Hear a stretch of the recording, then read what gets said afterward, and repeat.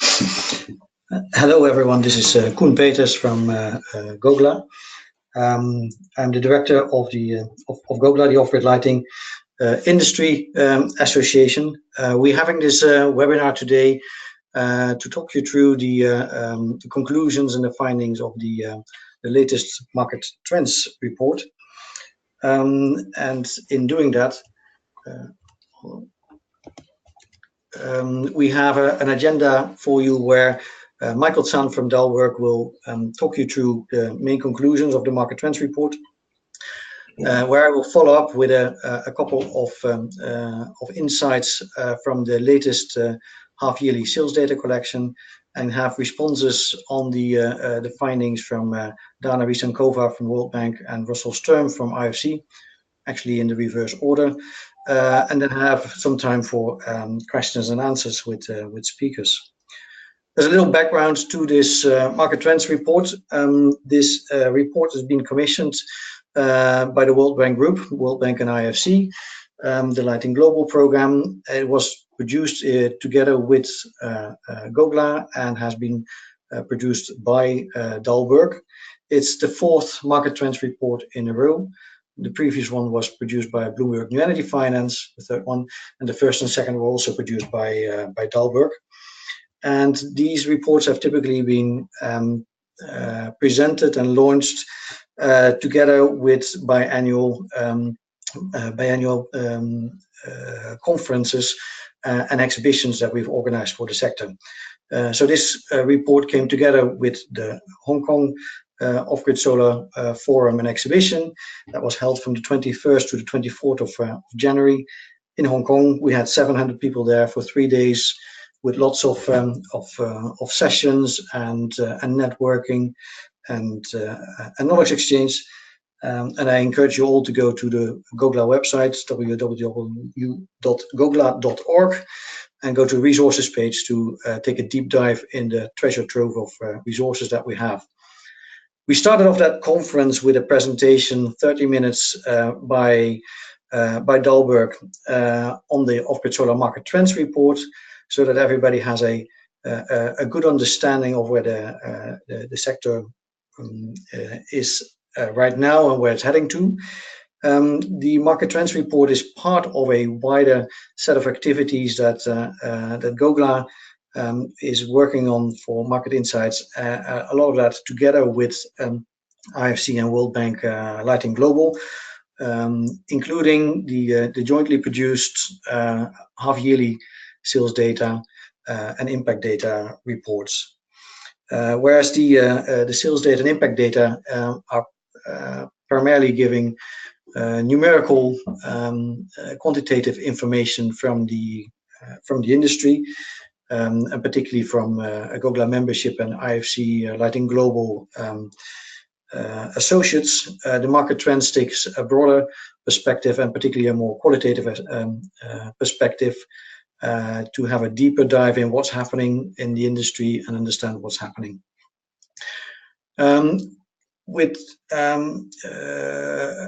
Without further ado, I'd like to pass on to Michael Zahn for that presentation. But I first would like to emphasize to you once again, there will be time at the end of this webinar for questions. We will not be able to give everybody a speaking room to speak. We expect quite a number of attendees on this webinar. But if you do have a question, I encourage you all to type that up in the chat box. We're not quite sure how many questions we'll get, so whether we will be able to answer all of them. But of course, we hope to get through as many as possible by the end of this webinar. And finally, we will record this webinar and we'll make it available on our website afterwards. So you can, if you've missed something, you can listen to it again, or you can share it with colleagues. Without further ado, Michael, the floor is yours. Fantastic. Thank you, Koen. So this is Michael Zahn. I am a partner with Dalberg. I co-lead Dalberg's global energy practice, and I and my colleagues, we have been working with the Lighting Global team, and more recently with GOGLA for the past 9 years on tracking the market. So I'm going to go fairly quickly through the findings, but as Koen mentioned, there will be time and there'll be an opportunity to ask questions afterward. So maybe starting off with some quick context on what we are talking about. So the report covered 3 segments in terms of how we define the off-grid market. There is, as you see on top here, the Pico PV, which is primarily a cash sale market of solar lanterns and solar torches that are less than 11 watts. It's a plug and play, what we're calling the plug and play solar home system market, which are all-in-one package solar home system kits that are primarily, though not exclusively, distributed via pay-as-you-go business models. And these range from 11 watts to 500 watts and up, although the average is still well under 100 watts. And then there's also a bit of a legacy component solar home system market, which characterizes some geographies, but is less of a focus of the report. And also, the report touches somewhat on the universe of efficient off-grid DC appliances that are increasingly being bundled with off-grid products. So, starting off, where are we today? Maybe with just some of the big headlines and a preview of what is to come in the next 15 minutes. So overall, the story of our report was mostly one of very good news. It's a large market. It's growing quickly. It's already $1 billion market in multiple ways. $1 billion in revenues in the last year, and nearly $1 billion raised in the last 5-6 years from investors. But although there is a lot of good news in terms of the size of the market, its growth, improving performance, features and value for customers, and very rapid and interesting business model evolution, there are also some emerging risks, and there are some questions about what business models will be needed for continued success. So we'll touch on all of that as we go through this. So first, just in terms of the addressable market, the addressable market, not surprisingly, is big. It's over 400 million people. And this includes both off-grid households and under-grid or bad grid or under-electrified households. And interestingly, the market, despite some advances in the grid in some geographies, if you look over the last 7 years, from 2010 to 2017, the market overall the addressable market is continuing to grow because of what is happening with the under-electrified segment. So as more people come online, as more people are reached by the grid quality is still low, and that under-electrified segment is growing, driving overall addressable market growth. We estimate that there are 130 million households today using off-grid solar lighting devices of one type or another, which equates to a penetration of 17% of the off-grid bad grid market. Most of these devices are Pico PV, as you can see here on the pie chart on the screen, but an increasing share are the plug-and-play solar home systems. And I mean, one more thing to add here is that 17% is interesting for a few reasons. So if you look at the literature on the diffusion of technology innovations, the 16-17% penetration point is usually an interesting pivot in market development when markets get onto a path of scale and greater maturity. And if you compare this market to others, compared to, let's say, the internet or market for computers, penetration of mobile phones, the time it took to get this market to this level of penetration is comparable to those technologies. So it's a market that's grown very, very quickly. But of course, that growth is not even. You have countries like on the right of the screen here, like Kenya, that already are at nearly 50% penetration. But then there's a big gap to the countries you see here towards the middle of the screen. And there are, as you can see towards the left side of the screen, there are a lot of very large off-grid and under-electrified populations that are still yet to be reached. And so there's still a major opportunity. There's still a lot more room for growth and a major opportunity to accelerate growth in the future. So what does it all add up to? Well, it is a big market in revenues as well. So we estimate roughly $1 billion in 2017. And based on our projections, to which I'm going to return, we think the market will be 8 times as big in just 5 years. And that's driven both by increasing penetration and growing value per customer reached. So here on the next page, just if you just zero in on annual sales, annual unit sales, what you can see here is that the unit sales are still growing, but there's a bit of a slowdown, driven by the Pico PV sector, which again we'll come back to. But overall, there is continuing growth. So, I mean, among the good news, there's also the point. Amongst that good news, there's also the point that the market is not yet mature. So, if you look at profitability is still a challenge for the majority of companies working in the sector. So, what you're seeing on the screen is a sample of 20 companies. We took a look at their profitability figures. And the general trend that you see is that the market leaders, particularly those that have been in this market in one way, shape, or form for, say, 6 to 10 years, and have had at least a foot in the cash sales market, they've already hit profitability, as along with a few of the pay-as-you-go market leaders, and some niche players that, for instance, are pursuing B2B models. But the vast majority of newly launched distributors, new pay-as-you-go players, are still a few years away from reaching profitability.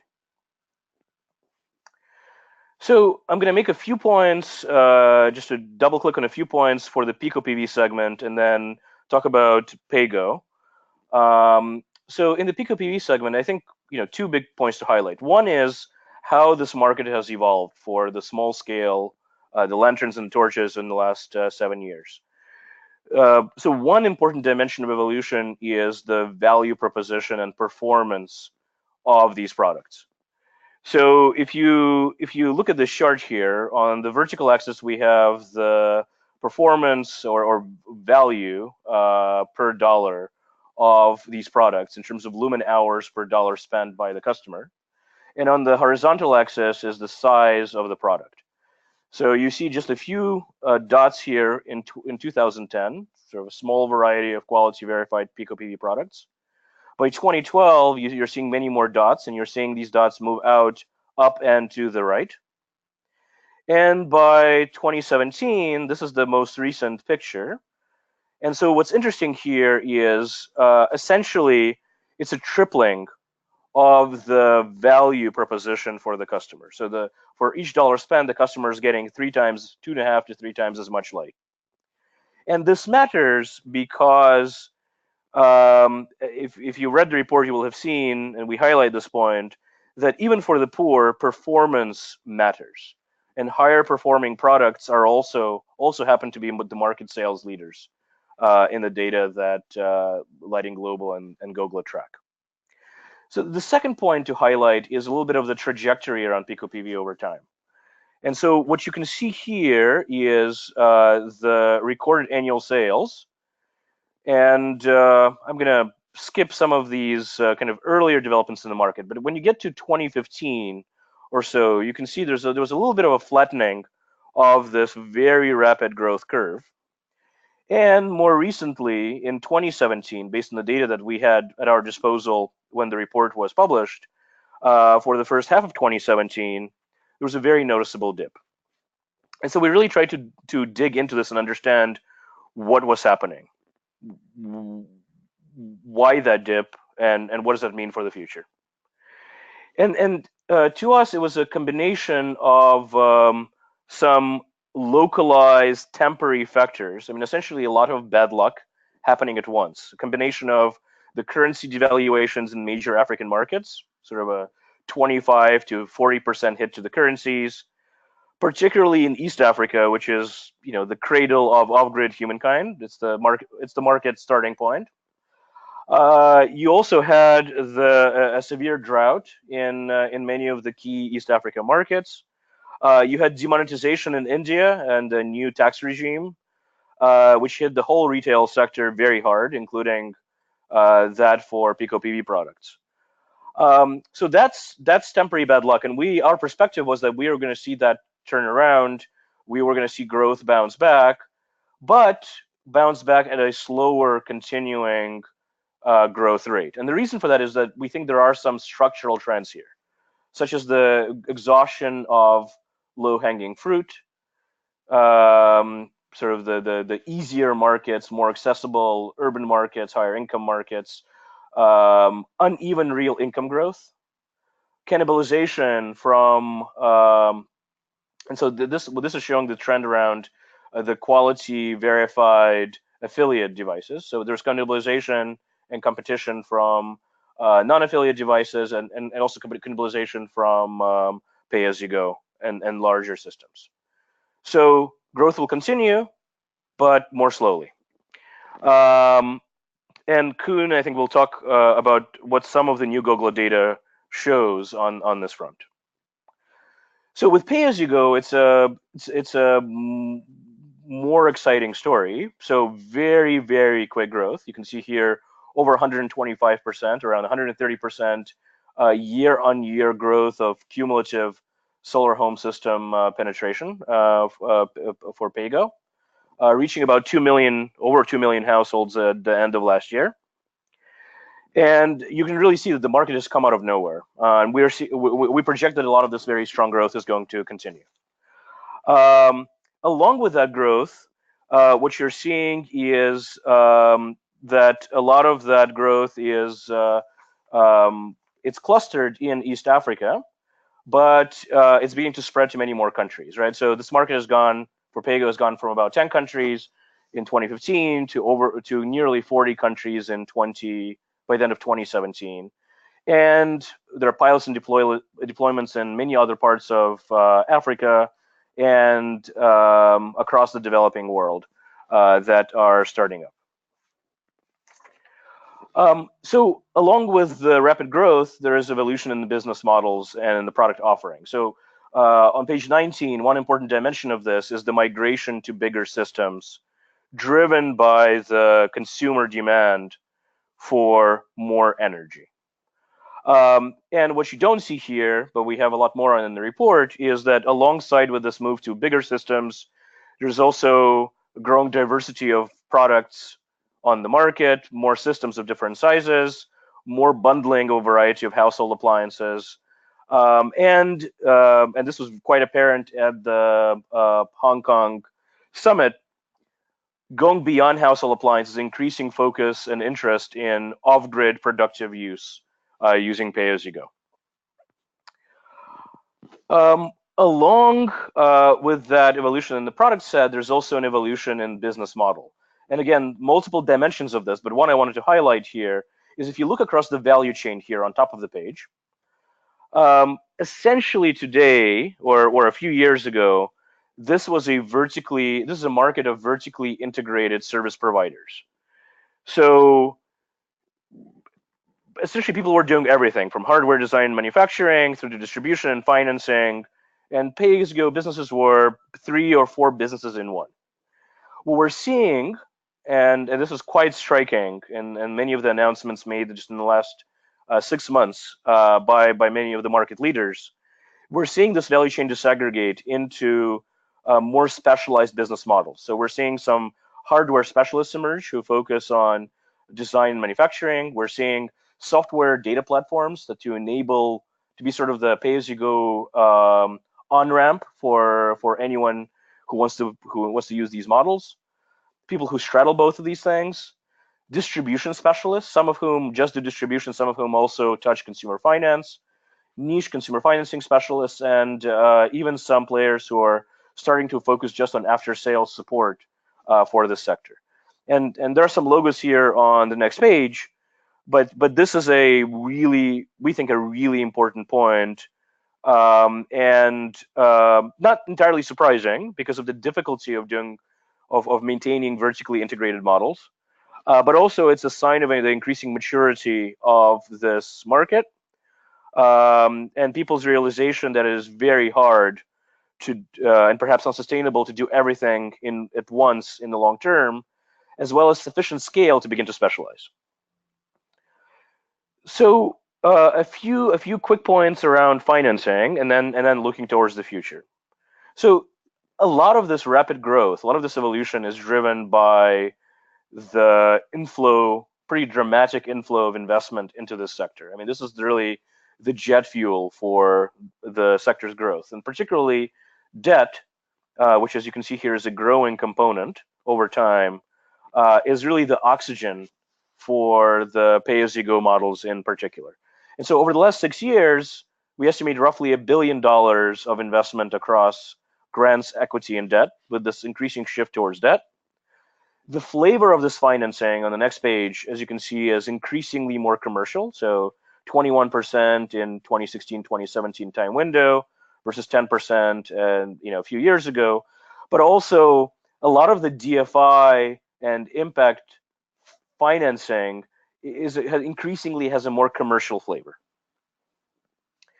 So that's the good news. The less good news is a lot of this investment is very, very concentrated.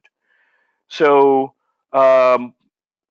most of it is still going into East Africa, although they're starting to shift out a little bit to West Africa.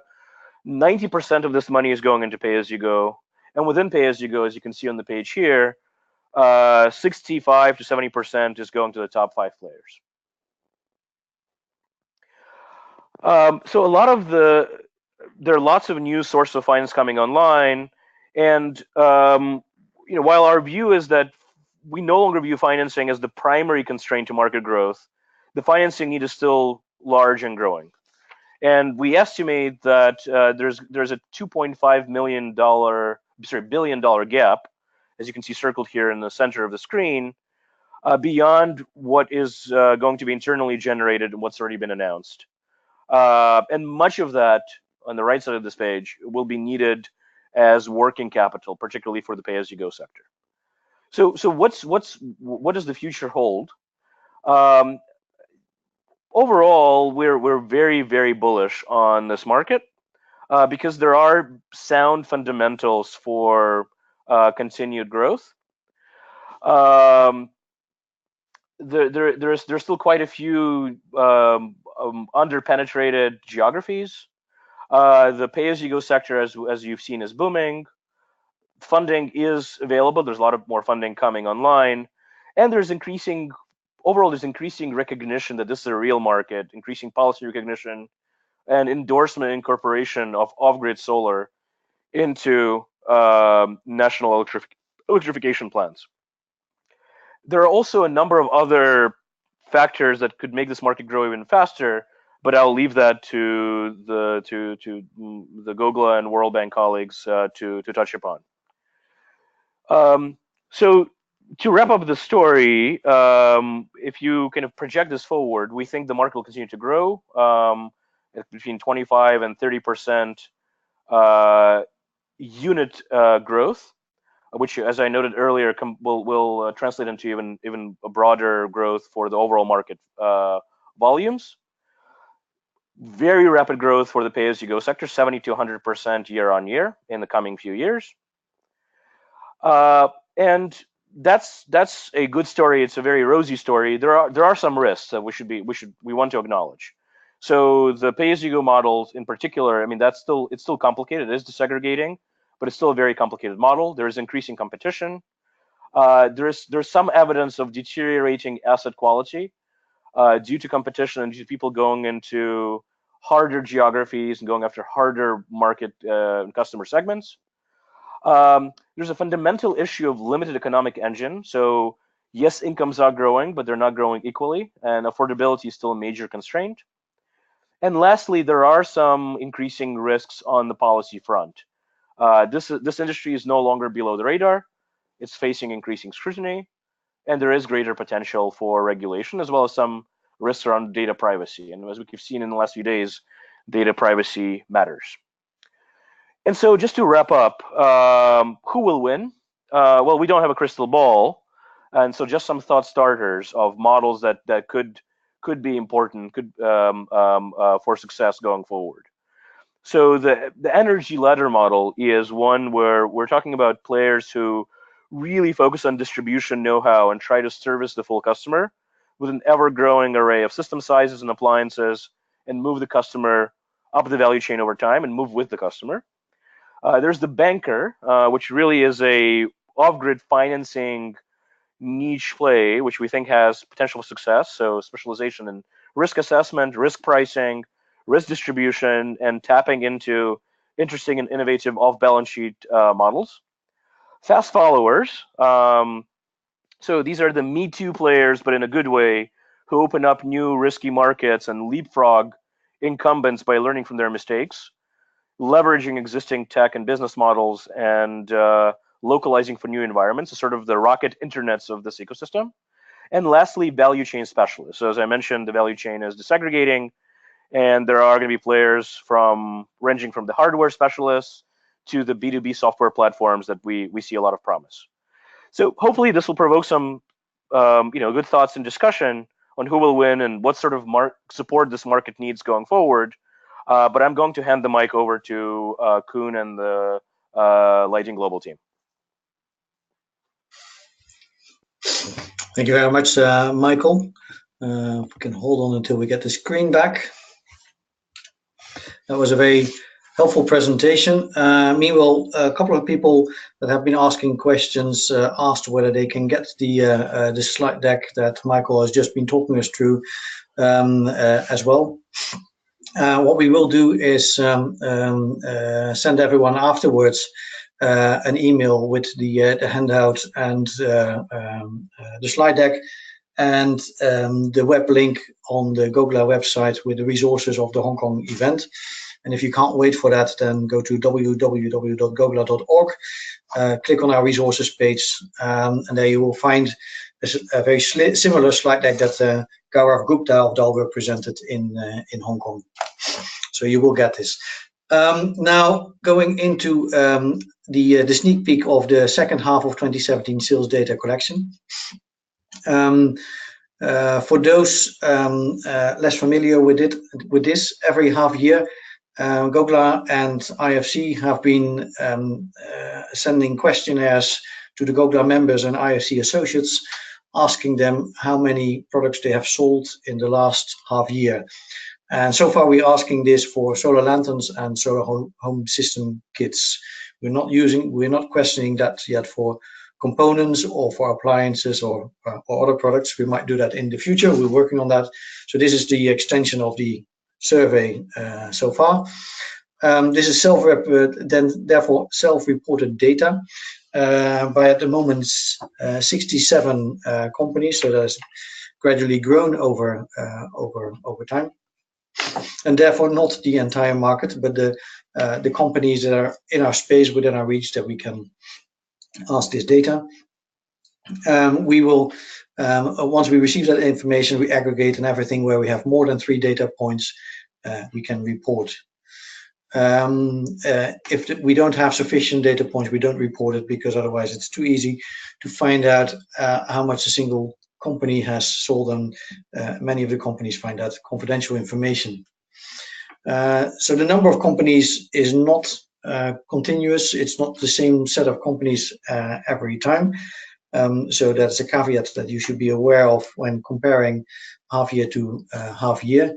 We do feel that the differences that are caused by this, the differences in the set of companies are reporting, are limited, because the larger players are consistently there. And an important caveat, while we try to explain the differences that we see in the data, sometimes we know that swings are caused by an individual company, and then we can't tell you because of confidentiality reasons. With those caveats, let's have a short look at what we found. And these are provisional data. As we're still finishing the report itself will become available by more or less end of April. Participating companies will get a personalized individual report with individual market shares. And there will be public reports available for a wider audience. What we see is that in the second half of 2017, over 4 million products were sold altogether, which is a growth compared to the half year before of about 18% and 10% compared to the second half of 2016. So whereas we saw a slight decrease in sales numbers in the first half of 2017, as Michael just presented in his slides from the market trends report, as Dalberg predicted that it would bounce back. That is happening right now, or we see that happening, and of course we don't know whether that will continue. But from what we hear from companies who were already during the reduction confident that the market is buoyant and will veer back, we are also confident that this growth will continue.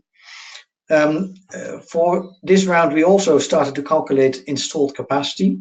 So far, we've been a little bit reluctant in calling out capacity because our sector is all about minimizing the number of what capacity that a single system needs to have to get a certain service to a household or an end user.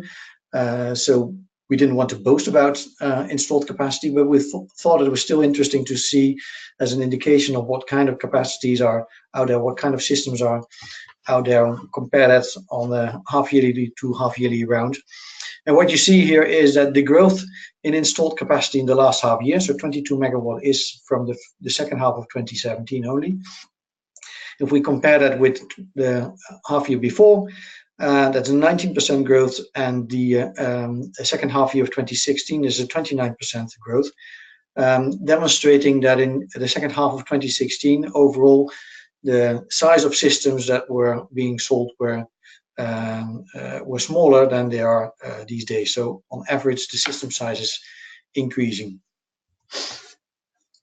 If we break it down into regions, you can see there's still a lot of volatility in the market. The global figures have grown. The African figures have grown. Within Africa, there's a couple of regions where there was a reduction in sales numbers, or first a reduction and then a growth, or first a growth and then reduction. Whereas in other regions, the growth has been continuing throughout the last 2.5 years. If we break it down into the three largest regions that we see right now in East Africa by product category, you see that the growth is also mixed across the space. So we see a stabilization of the very small lanterns and growth into the somewhat bigger lanterns that can also do phone charging, and the multi-light and small solar home systems. But we have a more varied picture across the solar home systems space. And in terms of total numbers, this is still smaller than the Pico lantern market. In West Africa, the picture is different. So there's a reduction across the solar lantern components, and growth in the solar home systems segments. And if you go to India, it's interesting to see that there's hardly any sales that we can report in the moment on solar home systems, and the market is particularly driven by solar lanterns, at least for the companies that are participating in the report. There has been an increase in number of 3 to 10 watt multi-light and small solar home system kits, a significant increase in percentage, but still small compared to the overall market. If you look at the top 10 countries that we have here, and you see it's India still by far the largest market on a whole if you look at products sold. But if you look at installed capacity, India is actually only the 4th country as a market, with Kenya the biggest in installed capacity, and second to India with less than half of Indian in number. Congo has come up as the 3rd in terms of number, Uganda was there in the top 4. Ethiopia was there in the top half. Tanzania has been going down a little bit, even though in the last half year there has been a growth in numbers. And Indonesia is now also arriving in the top 10 as a country where more than 100,000 products have been sold. But if you look at installed capacity, like in India, these are mostly small lanterns. So this is what I can share at the moment of the sales data collection that we have. There's much more detail coming out in the full report in April. We're still working on that, including doing some fact checking on the data that we found on revenues, etc. So stay tuned and track our website and our newsletter for more information. So with that, I would like to give the floor firstly to my colleague Russell, who's been there as our good partner, and together with Dana as a good partner in organizing our Hong Kong event and sitting through a lot of sessions. And I would like to give the floor to Russell first to tell us what he picked up as most remarkable points from the market trends, but also from the Hong Kong discussions, and share with us what he sees as some thoughts for the future. Russell. Thank you, Koen, and thank you, Michael, and we welcome everybody to the webinar. Thanks for your time. I do want to quickly reflect on what I see as the key themes here and speak a little bit about how it informs the work that we see Lighting Global taking on to make it continue to be relevant as a change agent for the sector. A key one really is the commodification that's taking place in the PECO sector. And we've been speaking mainly about the data of what we call the branded products, the products that are Lighting Global quality verified, and also products made by GOGLA members, which tend to be built around brands. But what has happened is a maturation of the smaller end of the market, the PECO sector, which has some interesting implications. It's a scary time for some, but it's also a moment of opportunity. And Michael's end slide, which talked about the different plays from different types of companies, are really relevant there. But it informs very much the work of Lighting Global going forward. This is not a monolithic global market, that's very clear. Different countries have different needs, and so that informs where IFC will work on the ground. There are more mature markets like Kenya, which has almost 50% penetration for off-grid solar, but there's some other markets which are potentially massive, where the need is great, the market is large, but it needs to be developed, and that's where we'll concentrate a lot of our work. The commodification has implications for our quality assurance going forward, how to keep it relevant. But then also I want to pick up on Michael's point about profitability. For us to reach scale for the sector, what has to happen is commercial finance, which we've seen start to come in the last 2 years. Commercial finance needs to come in at scale to enable access at scale. And so the work of Lighting Global will focus on helping companies get to profitability. A big part of that is supporting the PayGo sector to be able to use its data to improve its operational efficiency, as well as to support the process of specialization in the PayGo sector. The third point is there are more and more players coming in. And this is not just the manufacturers who are taking the commodification play, making products better, cheaper, whatever, to fill niches that have been developed through the maturation of the market, but it's also more players from governments who see this organic growth in the sector as something that is politically important for them to engage in, as well as the development community and donors. And so we see an important role for Lighting Global going forward to enable the difficult conversations among the donor and development community that allows better leverage of the role of governments, which Donna will speak about from the World Bank perspective, but also the development community to make sure they're not crowding out capital, but crowding in commercial capital to enable the next stage of development. So these trends all inform what we do as Lighting Global. I'll note one other thing, which is as companies specialize and as companies look to greater frontiers and as technology continues to improve, it opens the door for solar to do more and more things. And the frontier here, which we see bursting open, I think, in the next 2 years, and we'll hear a lot more about in the next Market Trends Report, really is productive uses of energy. And we heard a lot of companies at the conference talk about the key to market growth is solar products which generate income.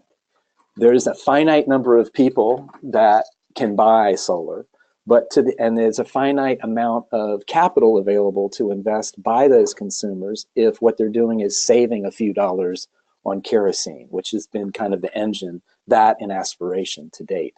But if you can start to produce solar devices such as pumping for irrigation, milling, other solar-driven technologies that enable money making, that generate income, it begins to create a larger segment of the market where solar can penetrate, and it becomes a virtuous cycle. And it's in that area that Lighting Global seeks to support the next wave of frontier of pioneers for the sector.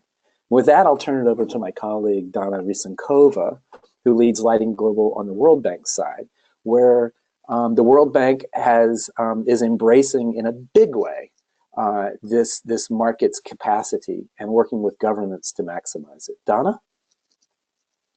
Thank you, Russell. So for those of you who don't know, Lighting Global is a joint program between the World Bank and IFC, and that's why both of us are speaking here. And we are really leveraging our comparative advantages. IFC working mainly with the private sector and the World Bank working with the government. So I will be speaking mostly about these are not sort of key takeaways, but really looking at the implications that I've seen of these key takeaways on the World Bank moving forward in this sector. And that mainly relates to our role of working with the government. So obviously, the governments have become an important stakeholder for the sector in the recent years. And that's understandable because on the one hand, as a sector has proven itself, the governments see now that this is real. Really, there are companies that are delivering a good level of energy access to people. And as the pressure is growing on the governments to deliver universal access as one of the SDG target by 2030, they are beginning to realize there is something there. How can we leverage this sector to be a part of the solution to reach universal access? So what I was especially pleased to see in Hong Kong was that the sort of policy dialogue, the dialogue between the government, donors, and the private sector has really shifted to the higher level. Where a few years ago, what we would discuss is why should you care about the off-grid sector? And it sort of moved to by whom, why the private sector is sort of more suited to serve this market. And we're talking much more now about how. What can governments do specifically to accelerate the progress in their countries? And how to sort of make this a part of the government strategies, policies to reach the objective that in the end, everyone in the country can have electricity access. So we are seeing many more governments actually coming to us, to the World Bank, to help them with that, to both help them on the policy side with the integration of the off-grid sector into their strategies and policies, but as well to fund specific programs. And just in sub-Saharan Africa, we are either engaging or have already approved funding for specifically fund off-grid businesses in 14 countries, and we are also working at the level of ECOWAS in West Africa to have a sort of broader program for the whole set of countries that are within ECOWAS, and we are doing the same at a less extent in other countries beyond Africa as well. So something is moving there, and the governments actually are willing to be a part of the off-grid market and support this off-grid market. And now the question is to figure out how to do it well and how to make sure that both the government objectives and what the market needs are being met. And sort of part of the challenges there is that as we have discussed, as both Michael and Russell mentioned, the sort of market is uneven. It is developed in just certain geographies, and so we are having governments from those places where market hasn't really penetrated. Government of Niger, government of Madagascar coming to us and say, we really want the market here, and what can we do? And I think we have already good practices about what kind of policy environment is needed, and we can fund working capital facilities as well as some grant funding for the companies to get started in these markets, and this is what we're doing. But the challenge is that the governments now have expectation that this sector, the progress will go very fast, and that's often is not happening. So how to manage this expectation, and how can we actually move fast but also sustainably is one of the challenges. Another challenge is that what we hear from the governments is, and this is often in the countries where the markets have developed, like Kenya and East Africa in general.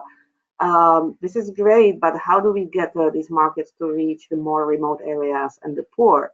And the discussion is definitely going on, and I think we will have a lot of these discussions going forward, where, in the past, I think we have looked at the word subsidy as a sort of dirty word, and it still remains something that one has to be very, very careful about. But there's a realization that we will have to figure out approaches and some type of maybe targeted funding for those that cannot be reached by the market. How do we do it in a way that is consistent with the market principle and with the market development is one of the challenges that we are planning to work on. As Russell mentioned, one of the exciting thing is that the market is moving towards larger systems, especially for those for productive uses. And this is something that we want to leverage as well. And we have the opportunity to work with our colleagues, for example, in the agriculture sector, the World Bank, to sort of work jointly on developing programs in that sector. And as well as increasingly, we are interested in how can we open up the market or leverage what's happening and find sustainable solution for electrification of public facilities, such as those for health and education. And finally, one of the things that is also interesting that we have often discussions with the government is what's the role of the local companies? Can the local companies somehow play a bigger role in this sector? And what we see now is the trend of unbundling of PayGo business model. This creates new opportunities for local companies to engage. And the question is, what can we do as donors to make sure this happens, right? That these opportunities actually are being used. What needs to happen? Is it a matter of training? Or is it a matter of structuring the financing facilities in such a way that local companies actually have a chance to tap into them? And as Russell mentioned, we will continue working in a close partnership with GOGLA. We very much value this partnership, and be part of these challenging conversations moving forward, because this sector by far is not defined. It's still evolving, and we are still learning what can be done and how we can build these partnerships across the industry, donors, and the governments to make it a success story, and in the end to show that the sector can deliver for like big part, if not the majority of that last 1 billion of unelectrified people. Thank you. Thank you, Russell. Thank you, Dana, for those great insights. We have close to 10 minutes, around 10 minutes left to answer questions. There's a couple of questions that have been pouring in, and I'd like to pick out 4 to begin with. Michael, for you, a question to answer that says, where's the 1 billion figure for turnover coming from? The last known figure was $360 million of turnover in the industry. Then there's a question, and perhaps Russell, you can answer that. question whether the shift towards larger units, particularly in the PayGo segment, is that reflecting really consumer demand, or is that driven by a need to get better margins, which are looking better on larger systems? Is that so? Where does that drive come from? Then there is a question that I'd like to assign to Dana of, and do we also understand where the systems are being installed? Are they in particular in rural areas or in urban areas or peri-urban areas? What kind of information do we have on that? And the fourth question I'll pick up at the end is a clarifying question on PayAsYouGo. How and where are customers paying for PayAsYouGo, and what do we know about the churn rate? But perhaps Michael, I'll let you answer that question first. Where does the 1 billion turnover come from compared to the 360 million that was presented earlier?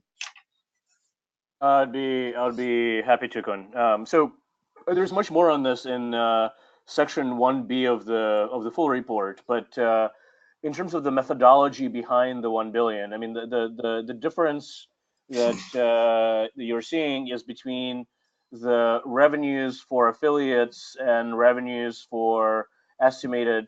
I think it's probably I'm not familiar with the other figure someone mentioned, but the number here includes both affiliate sales as well as our estimate, and it's the reason why you saw a range in these pages. It's a directional estimate of non-affiliate sales, where based on our estimated unit sales for non-affiliates and based on the estimated value of non-affiliate products, pricing non-affiliate products, which I think we were pricing something like 30% under those of affiliates, that's where that number comes from. Okay, thank you. And with affiliates, you mean GOGLA members, IFC, associates, and That's correct. The companies known to us in our space. Yeah. Okay. Thank you, Russell. Russell, what would you have to say on the question? Where does the drive for larger units come from? Yeah, let me just elaborate one thing on the first note, and that is this is a market that is hard to fully understand the full scope of. And so, you know, when we do our every 6-month reporting that Koen referred to, that is reported sales. But there's this larger market, and there's a bit of magic involved in triangulating around different data sets, looking at import data to compare it with the reported sales from just the affiliates. So every 2 years in the market trends report, we make our best stab at determining what the percentage of the market is that's the branded, so-called branded products. And the commodification drive for PICO has led to a larger unknown part of the market. And you can just look at Alibaba to get a sense of how broad that spectrum is. So with regard to the question about move to larger systems, I think it's enabled by a couple of major things. One is technology. You know, it was LEDs and the efficiency of converting a few electrons to useful light that enabled solar lanterns. And then let's look at how TV efficiencies have gone from the original solar home systems, the modular ones, were relying on 50-watt TVs to power. And so they had to have 100-watt PV systems to drive a TV and a light or two. And the efficiency of TVs now, where you have 19-inch TVs for 9 watts, creates this extraordinary opportunity to generate useful energy in the form of a service, whether it's a fan or a radio or a TV or a milling, motors, pumps, drives, these sort of things. It's the efficiency in the system that enables that. So technological improvements, the lower cost on batteries, particularly lithium chemistries. So the technology has enabled it with PayGo, where you no longer have to front load the capital cost to the consumer. But certainly it's driven, as you observe, as the questioner observes, by competitive dynamics. And those dynamics include the commodification of the PICO sector, which means that if you have a branded technology and you are a technologist developing technology, you can differentiate yourself at the higher end of the spectrum with your TV or your radio, and it starts to open the door to larger producers of appliances to enter this field as well. So that's one of the competitive dynamics. And the other is, yes, on a per unit basis, you can make money. The $5 entry-level Pico solar light, essentially you do not make money on that. That is your gateway, your entry to your brand for consumers, and you use that for the energy ladder. That's one of the business models that Michael identified at the end of his presentation. You bring people into your brand, you make them feel a part of that, and then you provide upselling opportunities and march them up the energy ladder, and that's part of what we're seeing as well. Okay, thank you very much, Russell. And I'd like to point at some research that's being done by UNCDF, or funded by UNCDF, by Arne Jacobsen and Kat Harrison on trying to understand the customer needs and the energy ladder, where they researched whether the end users that were procuring solar home systems, whether they had first moved towards solar lanterns before they moved into somewhat larger systems or not, and that shows a mixed view. There's a lot more to say to this, and a lot more to research. So I would think there's both a clear demand and the competitive dynamics that Russell just pointed at. Dana, what can you share with us on?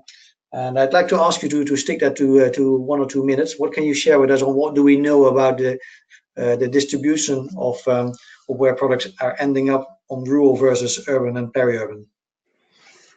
Yes, I think it depends on the country as a starting point. You know, if you are in DRC and even the capital Kinshasa doesn't have electricity, you will see that will be the first market where companies move. If you live in a country where urban areas are largely electrified, you will see much more penetration in rural areas. But what we are finding from the multi-tier framework surveys that we've been running in 15 countries. We have results from the first 3 countries, which we will be presenting at SE4 Forum in Lisbon, and that's for Ethiopia, Rwanda, and Cambodia.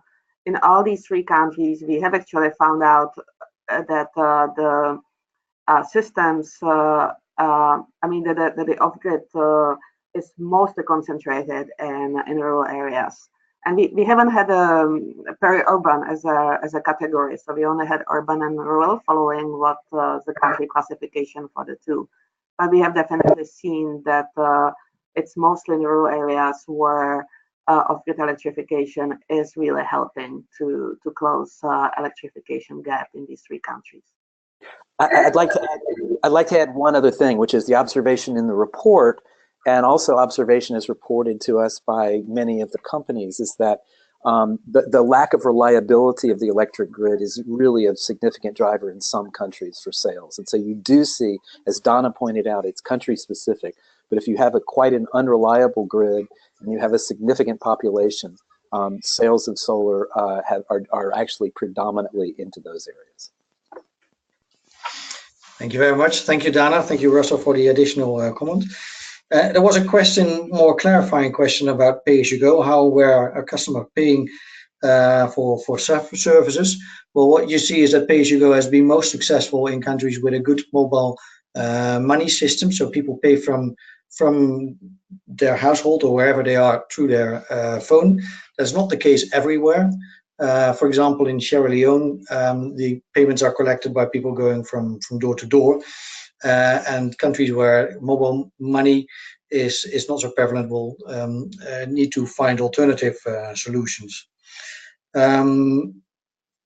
So mobile money being a good driver of the pay-as-you-go sector. What do we know about the churn rate?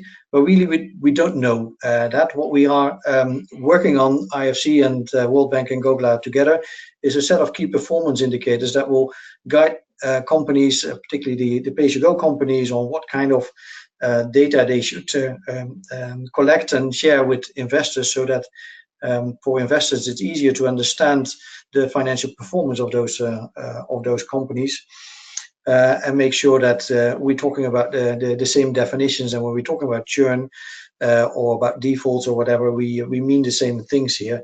What we're not doing yet is collecting this kind of data and sharing that.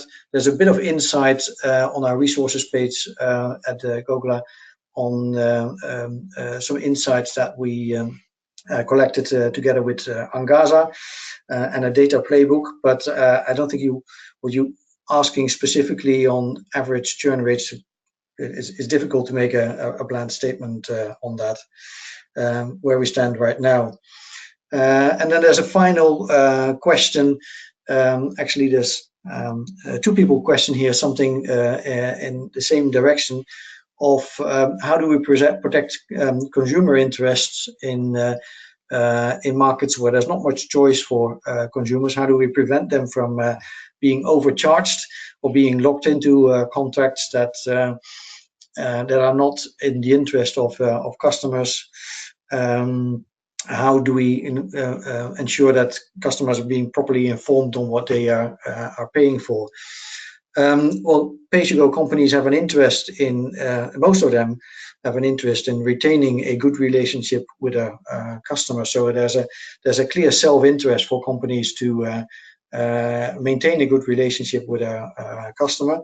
What we're working on within the industry is with our investment partners and our industry partners is developing a code of conduct and guidance on how you should embed consumer protection in the business model, and how you should make that transparent so that your investors and the governments you're working with can also see that you take your customer interests very serious.